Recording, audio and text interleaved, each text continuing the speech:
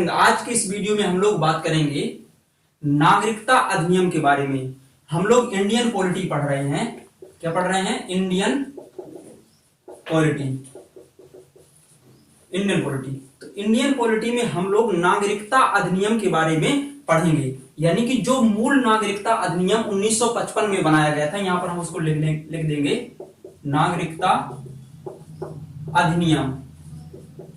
नागरिकता अधिनियम 1955 के बारे में हम लोग डिटेल के साथ में पढ़ने की कोशिश करेंगे। तो चलिए शुरू करते हैं। देखिए, हम लोग संविधान के भाग 2 को कवर करने की कोशिश कर रहे हैं। जो भाग 2 है, भाग 2 में हम लोगों ने आर्टिकल 5 से लेकर 11 तक कंप्लीट कर लिए हैं। और इस वाले वीडियो में हम लोग पढ़ेंगे कि किस प्रकार से नागरिकता को अर्जित किया जा सकता है और किस प्रकार से नागरिकता समाप्त होती है। तो देखिए, जो मूल नागरिकता अधिनियम 1955 में बनाया गया था, तो इस नागरिकता अधिनियम का मकसद यही था कि हम लोगों को नागरिकता किस तरह से मिलेगी, यह नागरिकता अधिनियम बताएगा। यानी कि जो नागरिकता अधिनियम 1955 है, यह क्या बताता है? यह नागरिकता के अर्जन एवं उसकी समाप्ति की विधियों के बारे में हमको बताता है। यह नागरिकता अधिनियम जो है, हमको एक्चुअली में बताता है कि किस तरह से, कितनी विधियों से हमको नागरिकता मिल सकती है। जैसे कि किसी को जन्म के आधार पर नागरिकता मिलती है, किसी को वंश के आधार पर नागरिकता मिलती है, किसी को आवेदन देने के बाद नागरिकता मिलती है, और इसके अलावा किसी को प्राकृतिक रूप से या फिर क्षेत्र समाविष्टि के आधार पर नागरिकता प्रदान की जाती है। तो इन सभी विधियों के बारे में हम लोग पढ़ेंगे और उसके बाद देखेंगे कि नागरिकता किस तरह से समाप्त की जा सकती है। तो इसके बारे में हम लोग डिटेल से बात करने की कोशिश करेंगे। तो चलिए वीडियो को स्टार्ट करते हैं। देखिए, जो मूल नागरिकता अधिनियम है, अधिनियम में देखिए यहां पर वो हमें बताता है। देखिए, पहली बात तो देख लीजिए कि नागरिकता अधिनियम को अभी तक 8 बार संशोधित किया जा चुका है। एग्जाम में क्वेश्चन पूछा जाता है कि जो नागरिकता अधिनियम है उसको कितनी बार संशोधित किया गया है। तो देखो, इसको 8 बार संशोधित किया गया है। और यदि 2019 के भी संशोधन को शामिल कर लें, जिसमें जो मोदी सरकार की गवर्नमेंट थी वो CAA यानी कि सिटीजनशिप अमेंडमेंट एक्ट लेकर आई, तो उसको शामिल कर लें तो उसको वर्तमान में 9 बार तक अपडेट इसको किया गया है। तो देखिए, कब कब इस पर संशोधन किया गया है, इसको समझ लीजिए। देखिए, इस पर जो संशोधन है वो कितनी बार किया गया है? सबसे पहले तो 1957 में किया गया था। इसके बाद 1960 में भी इस पर संशोधन किया गया।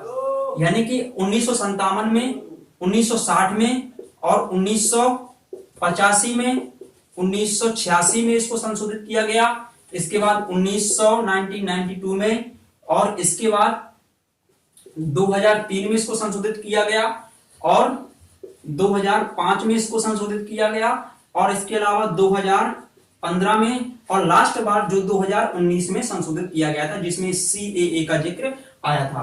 तो इतनी बार नागरिकता अधिनियम को संशोधित किया गया है। मूल रूप से यह नागरिकता अधिनियम कब बनाया गया था? तो मूल रूप से नागरिकता अधिनियम कौन सा है? ये 1955 में बनाया गया था। और ये हमारे भाग 2 से संबंधित, ये तो आपको पता ही होगा। ठीक है, तो इतनी बार यानी कि 1 2 3 4 5 6 7 8 9 यानी कि वर्तमान में 9 बार मूल नागरिकता अधिनियम को संशोधित किया गया है। देखिए, जब हर बार संशोधन होता है तो उसमें कुछ ना कुछ नई चीजें जोड़ी जाती हैं। जैसे कि 2019 में संशोधन हुआ था, तो इसमें एनआरसी तो एक अलग मुद्दा है। इसमें CAA यानी कि सिटीजनशिप अमेंडमेंट एक्ट लेकर जो लाया गया था, तो उसके माध्यम से देखिए, जो अदर कंट्री के जो शरणार्थी भारत में आए हैं, जो अवैध रूप से आए हैं, लेकिन वो किसी न किसी कारण से आए हैं, उन पर वहां पर जो अदर कंट्री में थे तो उन पर शोषण हो रहा था, इस कारण वो भारत में आ गए हैं। तो ऐसे व्यक्तियों को नागरिकता प्रदान करने का प्रावधान CAA में है। ठीक है, तो CAA, इसके बारे में हम लोग नेक्स्ट वीडियो में डिटेल के साथ में चर्चा करेंगे। तो अभी हम लोग देखेंगे कि नागरिकता अधिनियम के बारे में, कि मूल नागरिकता अधिनियम क्या है। तो चलिए मूल नागरिकता अधिनियम की विशेषताएं कुछ देखते हैं। देखिए, जो मूल नागरिकता अधिनियम है वो नागरिकता प्राप्त करने के बारे में उपबंध करता है कि कितनी विधियों से हम लोग नागरिकता प्राप्त कर सकते हैं। तो देखिए, नागरिकता को प्राप्त करने की कुछ विधियां हैं। जैसे कि नागरिकता हम जन्म के आधार पर प्राप्त करते हैं। जन्म के, तो नागरिकता अधिनियम जो है वो बताता है कि कितनी विधियों से हम लोग नागरिकता प्राप्त करते हैं। तो पहला बताता है वो जन्म के आधार पर। किस आधार पर? जन्म के आधार पर। दूसरी विधि बताता है वंश के आधार पर, कि हम लोग वंश के आधार पर भी नागरिकता प्राप्त कर सकते हैं, वंश के आधार पर। तीसरा है पंजीकरण के माध्यम से, यानी कि यदि किसी व्यक्ति को नागरिकता प्राप्त करनी है तो वो भारत सरकार को एक आवेदन देगा पंजीकरण के लिए, और भारत सरकार उसको नागरिकता प्रदान करेगी। तो यानी कि पंजीकरण के माध्यम से भी नागरिकता प्राप्त हो सकती है। चौथा है प्राकृतिक आधार पर, प्राकृतिक आधार पर, यानी कि बाय नेचुरलाइजेशन, ठीक है, बाय बर्थ, ठीक है। और ये जो वंश के आधार पर है, पंजीकरण के आधार पर और प्राकृतिक आधार पर। और लास्ट है, पांचवी विधि है जो जिसके माध्यम से नागरिकता प्राप्त करते हैं, वो है क्षेत्र समाविष्टि के आधार पर। क्षेत्र समाविष्टि, इस देखिए क्षेत्र समाविष्टि क्या है, इसको भी हम लोग अभी देखेंगे, क्षेत्र समाविष्टि क्या कहलाता है। तो देखिए इतनी विधियां हैं नागरिकता प्राप्त करने की। तो देखिए सबसे पहले हम लोग पढ़ेंगे कि जन्म के आधार पर किस तरह से हम लोग नागरिकता प्राप्त कर सकते हैं। तो यहां पर समझ लीजिए, इनको हम लोग मिटा देंगे। देखिए जन्म के आधार पर पहले देखेंगे, ठीक है। देखिए हम किस तरह से जन्म के आधार पर नागरिकता प्राप्त करेंगे। देखिए इसमें लिखा है यदि किसी व्यक्ति का जन्म 26 जनवरी 1950, यदि किसी व्यक्ति का जन्म 26 जनवरी 1950 या फिर 1 जुलाई 1987 के पहले, देखिए यदि किसी व्यक्ति का जन्म 26 जनवरी 1950 या उसके बाद परंतु 1 जुलाई 1987 के पूर्व भारत के अंदर हुआ है, तो वह व्यक्ति अपने माता पिता की नागरिकता के बावजूद भी भारत का नागरिक बन सकता है। जन्म के आधार पर नागरिकता किस तरह से प्राप्त की जा सकती है, तो इसमें प्रावधान है कि यदि किसी व्यक्ति का जन्म 26 जनवरी 1950, यानी कि संविधान जब पूर्ण रूप से लागू हुआ 26 जनवरी 1950 या फिर उसके बाद, परंतु 1 जुलाई 1987, क्योंकि 1986 में इसको संशोधित किया गया था, परंतु 1 जुलाई 1987 के पूर्व उस व्यक्ति का जन्म यदि भारत में हुआ है, तो वह व्यक्ति अपने माता पिता की जन्म की राष्ट्रीयता के बावजूद, मतलब कि उसका ये कोई मतलब नहीं है कि माता पिता उसकी कहाँ के हैं या फिर उनके माता पिता की नागरिकता कहाँ की है। यदि व्यक्ति का जन्म इस डेट और इस डेट के बीच में हुआ है तो उसको जन्म के आधार पर नागरिकता प्राप्त हो सकती है। तो देखिए ये तो केवल इतनी डेट के बीच के लिए है कि इस डेट के बीच में यदि किसी व्यक्ति का जन्म भारत में हुआ है तो वह जन्म के आधार पर भारत का नागरिक बन जाएगा, ठीक है। तो ये जन्म के आधार पर है। लेकिन यहां पर एक चीज याद रखना कि जो जन्म के आधार पर भारत की नागरिकता प्राप्त होती है, देखिए इसका सबसे बड़ा नुकसान क्या होता है कि जैसे मान लीजिए कि कोई व्यक्ति पाकिस्तान से भारत घूमने आया, ठीक है, इस डेट और इस डेट के बीच में कोई व्यक्ति पाकिस्तान से भारत घूमने आया, मान लीजिए कि ताजमहल देखने आया, ठीक है। अब उसका जो बच्चा है उसके बच्चे का जन्म यहीं पर हो गया, तो उनके माता पिता तो पाकिस्तान के नागरिक हैं। लेकिन यदि उनके बच्चे का जन्म भारत में होता है तो उसका बच्चा कहां का नागरिक माना जाएगा, वो भारत का नागरिक माना जाएगा, अगर इस शर्त के आधार पर देखा जाए, क्योंकि जन्म उसका भारत में हुआ है तो और उसके माता पिता की राष्ट्रीयता चाहे जहां की रही हो तो भारत का नागरिक बन जाएगा। तो इसमें ये था, तो इसके लिए फिर बार बार संशोधित इसमें किया गया, इसीलिए फिर 1992 में फिर से उसको संशोधित किया गया था।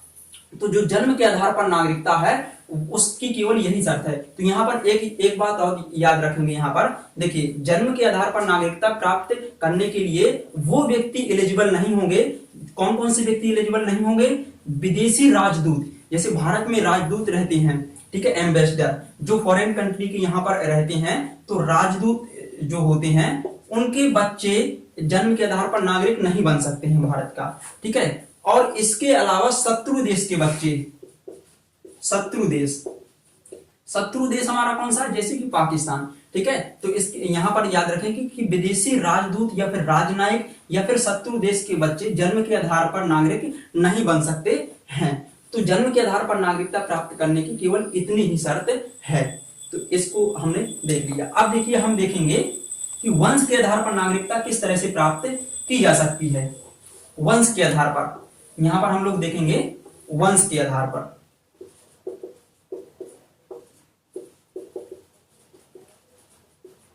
वंश के आधार पर देखिए, वंश के आधार पर नागरिकता प्राप्त करने की शर्त क्या है कि यदि किसी व्यक्ति का जन्म 26 जनवरी 1950 या उसके बाद परंतु 10 दिसंबर 1992 के पूर्व यदि किसी व्यक्ति का जन्म 26 जनवरी 1950 को या उसके बाद परंतु 10 दिसंबर 1992 के पूर्व भारत के बाहर हुआ हो, ठीक है, जन्म के आधार पर यह था कि भारत के अंदर हुआ हो, यदि इस डेट और इस डेट के बीच किसी व्यक्ति का जन्म भारत के बाहर हुआ हो तो वह व्यक्ति भारत का नागरिक बन सकता है। किस आधार पर? वंश के आधार पर, बशर्ते क्या होना चाहिए कि उसके जन्म के समय उसका पिता भारत का नागरिक होना चाहिए, ठीक है। वंश के आधार पर नागरिकता प्राप्त करने की शर्त क्या है, एक बार फिर से सुन लीजिए कि यदि किसी व्यक्ति का जन्म 26 जनवरी 1950 के बाद तथा 10 दिसंबर 1992 के पूर्व भारत के बाहर हुआ है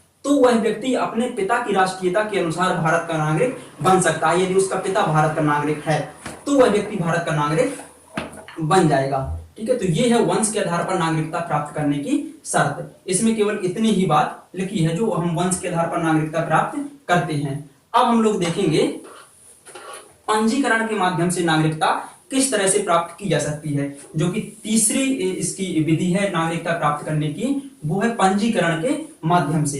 तो इसको भी समझ लीजिए। देखिए पंजीकरण के माध्यम से, पंजीकरण के माध्यम से किस तरह से नागरिकता प्राप्त की जा सकती है। देखिए, यदि किसी व्यक्ति को पंजीकरण के माध्यम से नागरिकता प्राप्त करनी है तो वो क्या करेगा, भारत सरकार को एक आवेदन देगा। जब भारत सरकार को उसका आवेदन प्राप्त होगा तो भारत सरकार उसके आवेदन के आधार पर उसको नागरिक के रूप में पंजीकृत करेगी। लेकिन पंजीकरण के माध्यम से नागरिकता प्राप्त करने की शर्तें कौन कौन सी हैं, उस व्यक्ति के अंदर कौन कौन सी ऐसी क्वालिटी या विशेषताएं होनी चाहिए, जो कौन कौन सी उसको विशेषताएं फुलफिल करनी चाहिए जिसकी वजह से उसको पंजीकरण के माध्यम से नागरिकता प्राप्त हो जाए। तो देखिए, इसकी पहली शर्त ये है कि जो व्यक्ति पंजीकरण का आवेदन देता है, जो व्यक्ति पंजीकरण का आवेदन देता है, यानी कि पंजीकरण के माध्यम से नागरिकता प्राप्त करने का आवेदन देता है भारत सरकार को, उस व्यक्ति को लगातार आवेदन देने से पहले 7 वर्ष पूर्व से भारत में निवास कर रहा होना चाहिए। 7 वर्ष पूर्व से, यानी कि जो व्यक्ति पंजीकरण के माध्यम से भारत का नागरिक बनना चाहता है तो उसको 7 वर्ष तक तो पहले भारत में लगातार निवास करना पड़ेगा। उसके बाद वो पंजीकरण का आवेदन भारत सरकार को देगा, तब जाकर कहीं उसको नागरिकता प्राप्त होगी। तो इसकी पहली शर्त यह है कि 7 वर्ष पूर्व से भारत में निवास कर रहा होना चाहिए। दूसरी शर्त यह है कि यदि कोई व्यक्ति भारतीय नागरिक से विवाह कर लेता है, यदि कोई व्यक्ति भारतीय नागरिक से विवाह कर लेता है, क्या कर लेता है, विवाह कर लेता है। जैसे मान लीजिए कि कोई अदर कंट्री का पर्सन आया और भारत के एक व्यक्ति से उसने आकर शादी कर ली, ठीक है। पहले आया, पहले उसने लाइन मारी उस व्यक्ति पर, ठीक है, उस महिला पर लाइन मारी और उसके बाद उसने क्या किया, उसको पटाया, ठीक है, किसी न किसी तरह से, और फिर उससे क्या कर ली, शादी कर ली। अब देखिए, जैसे शादी करेगा तो वो तो भारत का नागरिक है नहीं, केवल उसकी महिला मित्र जो है वही भारत का नागरिक है, भारत की नागरिक है, ठीक है। तो क्या होगा कि उसको फिर से एक पंजीकरण का आवेदन देना होगा ताकि वो दोनों भारत के नागरिक बन जाए यदि वो चाहती हैं। तो फिर वो क्या करेंगे, भारत सरकार को आवेदन देंगे। लेकिन इसमें भी यही शर्त अप्लाई होती है कि जो व्यक्ति है, जो उसका कपल साथी है, उसको क्या करना चाहिए, 7 वर्ष लगातार भारत में निवास कर रहा होना चाहिए, ठीक है। तो प्यार करना इतना आसान नहीं है, प्यार करना आसान है लेकिन शादी करना बहुत ज्यादा कठिन है, क्योंकि वो भारत का नागरिक नहीं है। यदि दोनों नागरिक है तो फिर तो बहुत आसान है, ठीक है।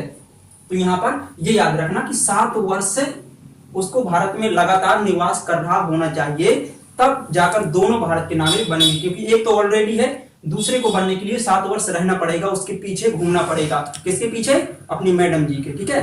तो यहाँ पर याद रखना, ठीक। और इस दूसरी शर्त है, तीसरी शर्त इसकी है पंजीकरण के माध्यम से, जो भारत के नाबालिग बच्चे हैं, जैसे किसी व्यक्ति, किसी बच्चे का जन्म भारत में हो रहा है, उसके माता पिता भारत में निवास कर रहे हैं, तो वो तो भारत का नागरिक बन ही जाएगा, ठीक है। तो भारत के जितने भी नाबालिग बच्चे हैं वो सभी भारत के नागरिक माने जाएंगे। तो इसकी तीसरी शर्त ये है, नाबालिग बच्चे वाली, ठीक है। तो ये है। तो इस तरह से देखिए, पंजीकरण के माध्यम से हम नागरिकता प्राप्त कर सकते हैं, ठीक। अब इसकी देखिए, ये तीसरी शर्त थी, ठीक है, तीसरी विधि थी। अब हम लोग चौथी विधि देखेंगे कि किस तरह से नागरिकता अर्जित की जा सकती है। तो चौथी विधि इसकी कौन सी है, प्राकृतिक आधार पर,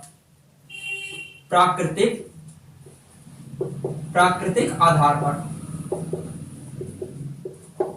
देखिए, प्राकृतिक आधार पर किस तरह से नागरिक बन सकते हैं।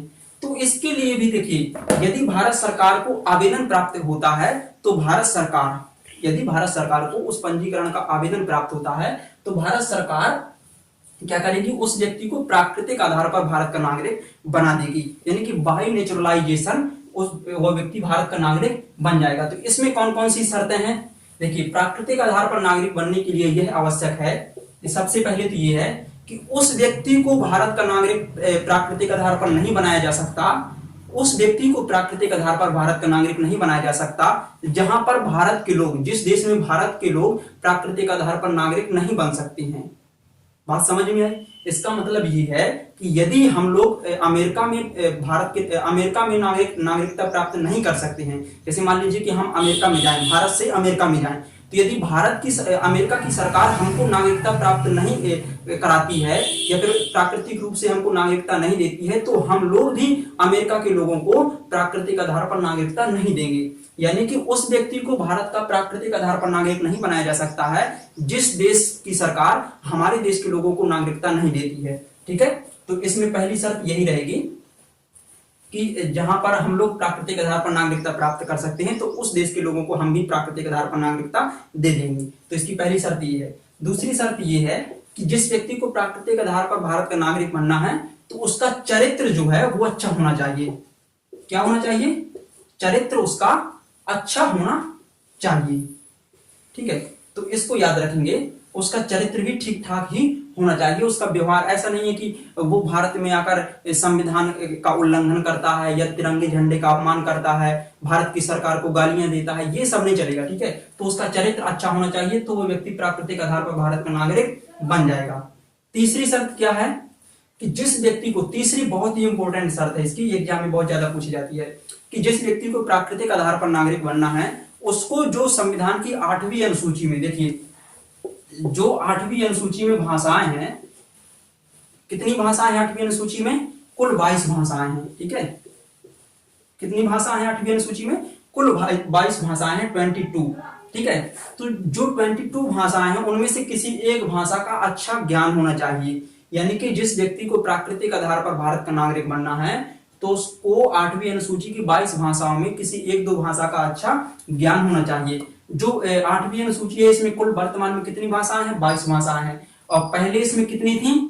14 भाषाएं थी मूल रूप से 8वीं अनुसूची में, फिर धीरे धीरे बढ़ा करके 22 भाषाएं हो गई हैं। तो यदि एग्जाम में क्वेश्चन पूछा जाए कि 8वीं अनुसूची में मूल रूप से कितनी भाषाएं थी, तो 14 थी। वर्तमान में कितनी भाषाएं 8वीं अनुसूची में? 22 भाषाएं उपस्थित हैं। तो 22 भाषाओं में से किसी एक दो भाषा का अच्छा ज्ञान होना चाहिए उस व्यक्ति को जिसको प्राकृतिक आधार पर भारत का नागरिक बनना है। तो ये इसकी शर्त है प्राकृतिक आधार पर नागरिकता प्राप्त करने की। ठीक है, अब देखिए ये प्राकृतिक आधार पर नागरिकता हो चुकी। अब यहां पर हम लोग देखेंगे क्षेत्र समाविष्टि के आधार पर पांचवी और लास्ट शर्त है क्षेत्र समाविष्टि के आधार पर। अब इसको समझ लीजिए, क्षेत्र समाविष्टि क्या होता है? क्षेत्र समाविष्टि के आधार पर भी हम लोग नागरिकता प्रदान करते हैं लोगों को। क्षेत्र समाविष्टि का मतलब क्या है? देखिए, जैसे मान लीजिए कि हम लोगों ने गोवा को अधिग्रहित किया। गोवा को 1961 में पुर्तगालियों से अधिग्रहित किया। गोवा जो हमारा वर्तमान में राज्य है इसको पुर्तगालियों से 1961 में अधिग्रहित किया और 1987 में इसको राज्य बना दिया गया था। तो जो 1961 में गोवा को अधिग्रहित किया गया था, तो देखिए अधिग्रहित करना मतलब ये होता है कि गोवा का जो क्षेत्र है वो भारत के हिस्से में शामिल हो जाएगा। यानी कि गोवा जो पहले था वो भारत के संघ में शामिल हो गया। तो वहां पर जो लोग निवास करते हैं तो वो सभी व्यक्ति भारत के नागरिक अपने आप बन जाएंगे क्योंकि वो पूरा का पूरा एरिया भारत का कहलाएगा। ठीक है, तो क्षेत्र समाविष्टि ये कहलाता है। जैसे कि 1975 में 1975 में सिक्किम को भारत का राज्य बना दिया गया था, तो सिक्किम के जितने लोग थे उन सभी को भारत की नागरिकता प्राप्त हो गई। तो क्षेत्र समाविष्टि मतलब क्षेत्र को अपने में मिला लेना, किसी क्षेत्र को अपने संघ में मिला लेना ही क्षेत्र समाविष्टि कहलाता है। तो क्षेत्र समाविष्टि के आधार पर नागरिकता, तो आप लोग समझ गए होंगे कि जो क्षेत्र हम अपने संघ में मिलाएंगे उस क्षेत्र में निवास करने वाले सभी व्यक्तियों को भारत की नागरिकता प्राप्त हो जाएगी। तो ये आपको समझ में आ चुका हो। देखिए 5वीं विधि थी और ये लास्ट विधि है। मतलब इतने प्रकार से ये नागरिकता अधिनियम बताता है कि इन 5 प्रकार से हम लोग नागरिकता व्यक्तियों को प्रदान करते हैं। ये 5 प्रकार हैं, किसी भी प्रकार से हम लोग नागरिकता ले सकते हैं। ठीक है, अब देखिए जैसे जिस तरह से नागरिकता अधिनियम जो 1955 है, ये हमें नागरिकता प्राप्त करने के बारे में बताता है कि हम लोग कितने प्रकार से नागरिकता प्राप्त कर सकते हैं। तो ये भी बताता है कि हम लोगों की नागरिकता किस तरह से समाप्ति हो सकती है, किस तरह से नागरिकता समाप्त हो सकती है। क्योंकि जो नागरिकता अधिनियम है ये बेसिकली 2 ही चीजें बताता है कि हम लोग नागरिकता किस तरह से अर्जित कर सकते हैं और हमारी नागरिकता किस तरह से समाप्त हो सकती है। तो नागरिकता समाप्त करने के बारे में भी थोड़ा समझ लीजिए। देखिए, एक तो नागरिकता समाप्त हो सकती है स्वैच्छिक त्याग के द्वारा। स्वैच्छिक त्याग के द्वारा, स्वैच्छिक त्याग का मतलब होता है कि यदि कोई व्यक्ति स्वेच्छा से भारत की नागरिकता को त्याग रहा है, यदि कोई व्यक्ति स्वेच्छा से भारत की नागरिकता को त्याग रहा है तो उस व्यक्ति की भारत की नागरिकता समाप्त हो जाएगी। ये तो सिंपल सी बात है। ठीक है, तो स्वैच्छिक त्याग का मतलब ये होता है। दूसरा है बर्खास्तगी के द्वारा। बर्खास्तगी यानी कि किसी की नागरिकता बर्खास्त कर दी जाए। यदि कोई व्यक्ति भारत के संविधान का अनादर करता है या फिर किसी अन्य देश की नागरिकता को ग्रहण कर लेता है तो उसकी भारत की नागरिकता स्वतः समाप्त हो जाएगी, यानी कि उसकी भारतीय नागरिकता बर्खास्त हो जाएगी, कुछ समय के लिए निलंबित उसकी नागरिकता हो जाएगी। ठीक है, तो बर्खास्त मतलब सस्पेंड हो जाएगी उसकी नागरिकता। तो इसमें ये है, लेकिन यह व्यवस्था जो है, यह विधि है नागरिकता समाप्त करने की, यह उस टाइम पर लागू नहीं होती है जब भारत विदेशी देश के द्वारा युद्ध में व्यस्त हो। जैसे मान लीजिए कि भारत पाकिस्तान के साथ युद्ध कर रहा है या फिर चीन के साथ में युद्ध कर रहा है। ठीक है, और कोई व्यक्ति किसी अन्य देश की नागरिकता ग्रहण कर लेता है तो भारत, पहले आप लोग खुद बताइए कि भारत उस देश से युद्ध से निपटेगा या फिर उसकी नागरिकता के बारे में सोचेगा। ठीक है, तो बर्खास्तगी के माध्यम से नागरिकता तब समाप्त नहीं हो सकती है जब भारत किसी अन्य देश के साथ में युद्ध में बिजी हो या फिर व्यस्त हो। ठीक है, तो मतलब विदेशी युद्ध यानी कि अदर कंट्री के साथ में जब युद्ध चल रहा हो तब यह शर्त लागू नहीं होगी। और तीसरी शर्त है वंचित करना। वंचित किया जा सकता है किसी व्यक्ति को भारतीय नागरिकता से। किस तरह से वंचित किया जा सकता है? जैसे मान लीजिए कि कोई व्यक्ति है वो संविधान का अनादर करता है, ठीक है, या फिर वो हमारे संविधान का पालन नहीं करता है या फिर किसी अन्य देश की नागरिकता ग्रहण कर लेता है, तो ऐसी स्थिति में उस व्यक्ति की नागरिकता से उस व्यक्ति को वंचित कर दिया जाएगा। तो ये केवल 3 विधियां हैं यहाँ पर जिसके माध्यम से नागरिकता समाप्त हो सकती है। ठीक है, तो इसमें हम लोग इतना ही देखेंगे। ठीक है, ये जो भारत का नागरिकता अधिनियम है 1955, इसमें केवल इतनी ही बात बताई गई है। अब इसका जो नेक्स्ट पार्ट आएगा, नेक्स्ट वीडियो आएगा इस टॉपिक का, तो उसमें हम लोग देखेंगे कि एनआरआई क्या है, यानी कि नॉन रेजिडेंस ऑफ इंडिया क्या है, और इसके अलावा ओसीआई कार्ड धारक क्या है, पीआईओ क्या है, ठीक है, पब्लिक ऑफ इंडियन ओरिजिन, ये इन सब चीजों के बारे में देखेंगे। इसके अलावा हम लोग ये भी देखेंगे कि एनआरसी क्या है या फिर सीएए सिटीजनशिप अमेंडमेंट एक्ट क्या है। इन सभी चीजों के बारे में विस्तार के साथ में जानकारी प्राप्त करेंगे। तो इस वीडियो में हम लोग इतना ही देखेंगे। तब तक बने रहिए हमारे साथ। जय हिंद।